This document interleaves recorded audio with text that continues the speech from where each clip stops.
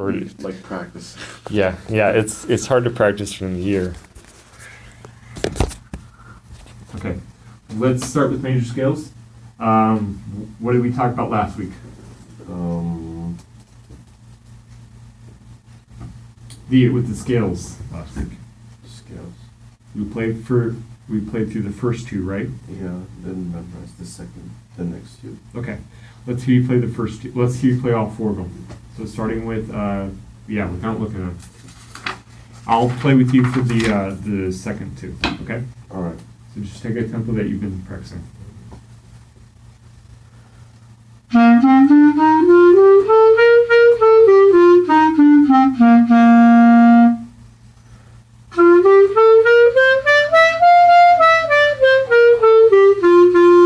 going.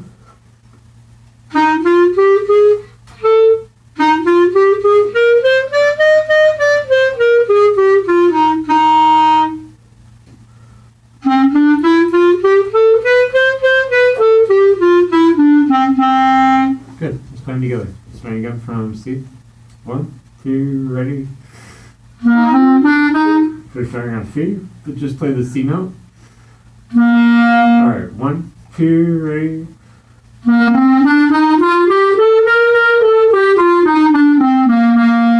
Ready, play.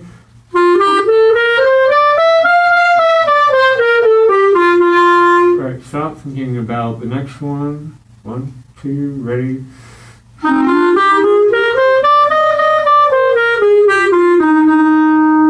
Now then, that was starting on F, right? Yeah. Okay, the next one starts on D. Yeah. 1, 2, ready.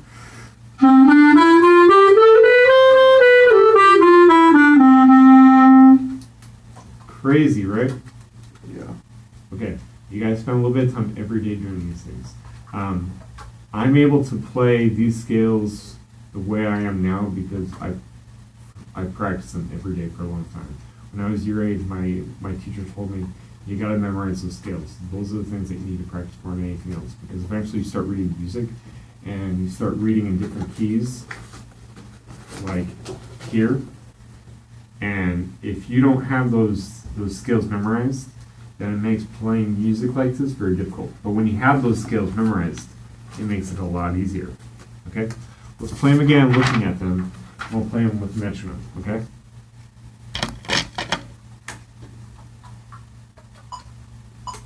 We're going to play them a little bit slower so we can think about each note. The slower they are, the more time we have between each note to think about what the next note is.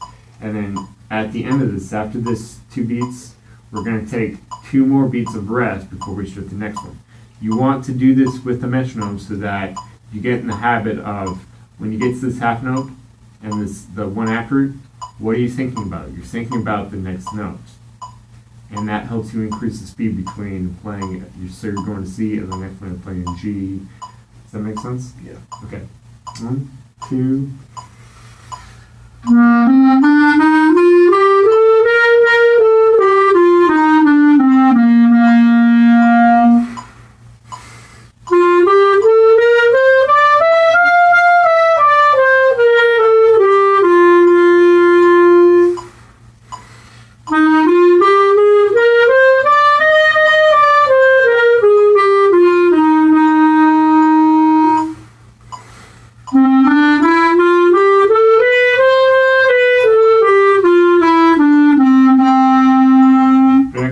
One.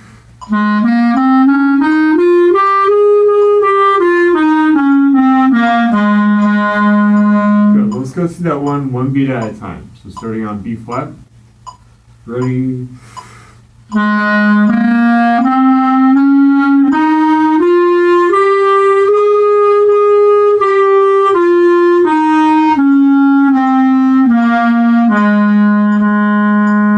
right, now play 8 notes. 1, and 2, and.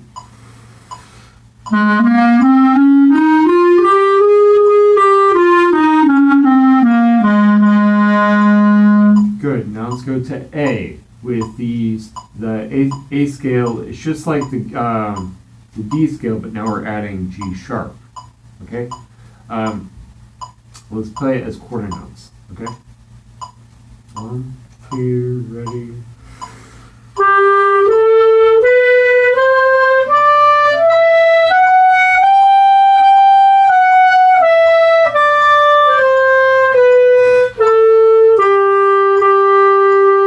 Good, now let's play those 8 notes. 1, 2.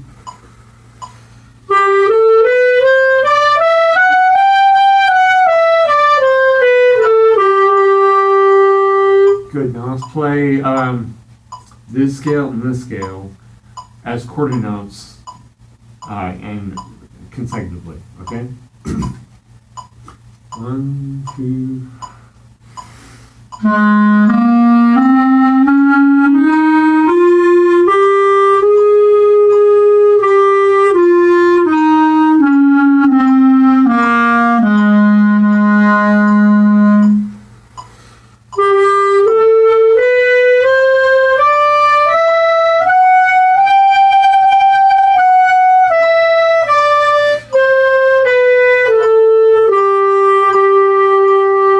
Good, now we're going to play them as 8 notes consecutively. In fact, let's add D scale before it so that we're playing this scale followed by this scale followed by that scale. Okay? 1, 2, ready.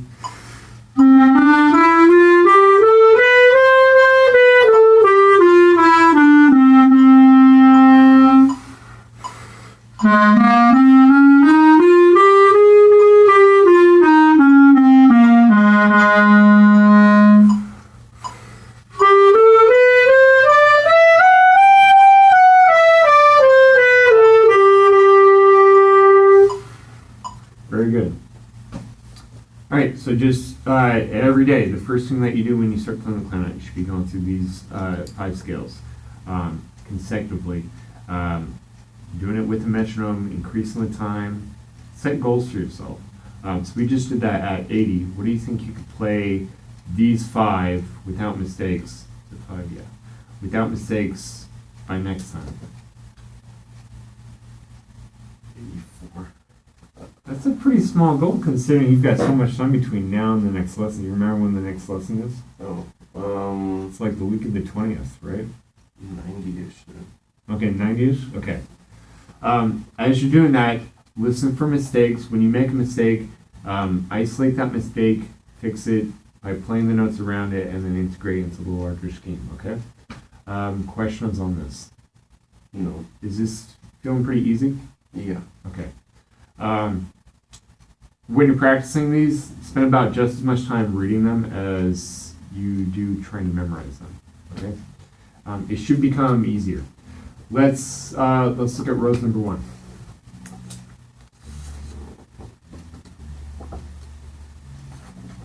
Okay, what were the areas that we had trouble with before? Okay, good. I'm going to play that, and then I want you to listen, and then I want you to play that section. All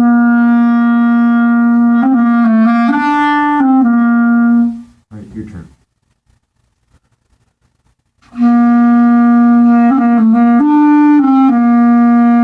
Good. Let's start at the beginning of this phrase, and we'll play to the end. Okay? Let's turn on the metronome. No, let's see. Not the metronome. 1. So this starts on beat 3. So I'll say 1, 2. Okay? 1, 2.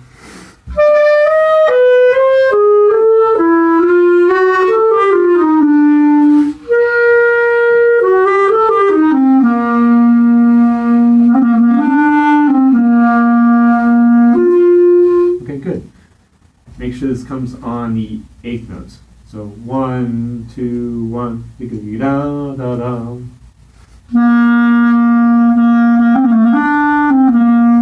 You see what I did there to make it easier for me to hear the time? Yeah. I articulated that note so that I'm thinking 8 notes here, so that that note comes in right when it should. Otherwise, your tendency will be to put that 8th note somewhere else, and you'll put more emphasis on those. These ornamentations are ornaments. They're decorations. They're not to take away from the core of the melodic ideas. Let's start from the beginning. We'll play all the way through. Okay? 1, 2.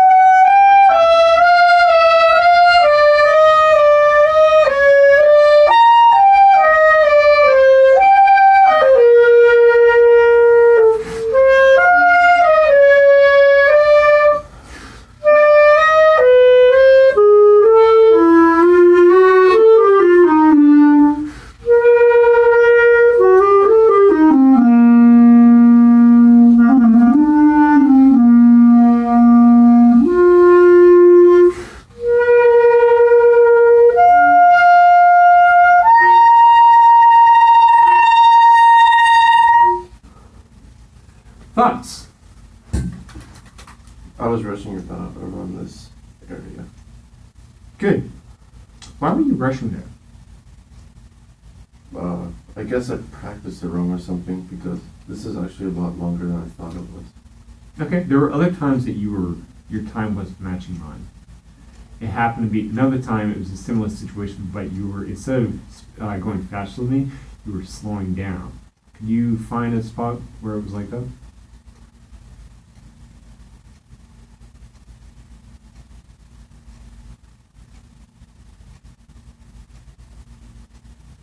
There.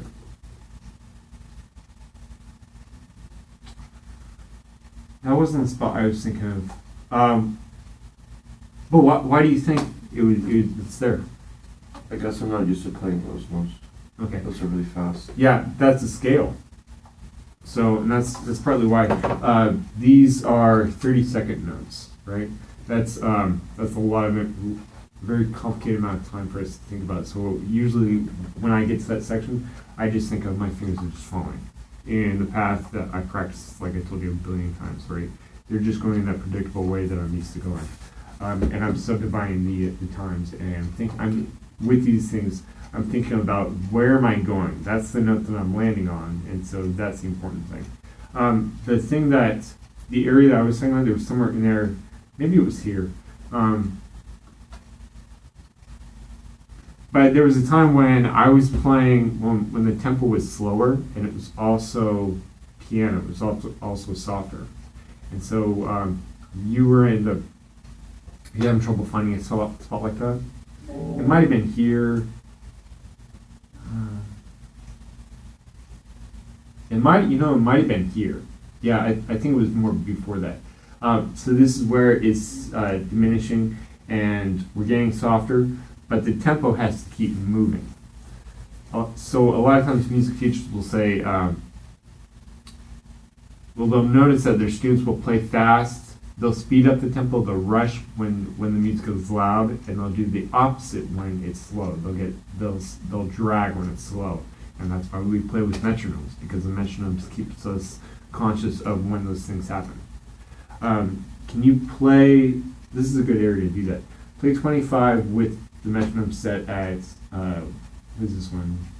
Is it at 66? Both with me.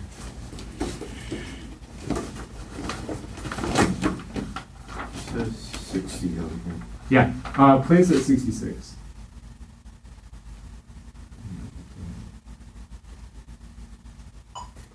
Just starting. Have you been playing with this with the metronome? Oh, okay. This is a really important piece to play with the metronome because it's using a variety of dynamic ranges, and it's showing on the importance of keeping the tempo steady when it's piano and when it's loud.